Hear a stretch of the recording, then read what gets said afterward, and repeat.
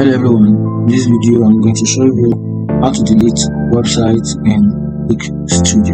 So for you to delete a website in Quick Studio, maybe you are working on a particular project, or you're working on a client website, or you're trying to design a website for a brand or a company or business of your own, and along the line you don't feel like creating the website again and you just want to get into the website and forget about it and move on. Here is how you can do that in Quick Studio. So just click on this option, site, on the home page of your project, then click on move site to trash.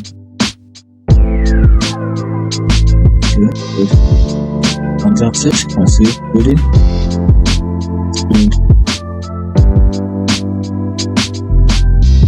See that here, move my site 1 to trash, and once you move to site notes, this is a very important notice for you. Sites will be kept in trash for 90 days. So after that 90 days, there will not be another opportunity or another chance for you to cover project or your working site, website you're working on. Once you move to trash, you have a duration of 30 days. Between the 90 days, if you want to recover your trash on your website, you can go back and cover it. So after 90 days, that's it, it's gone. Kindly do a like and follow. Thank you.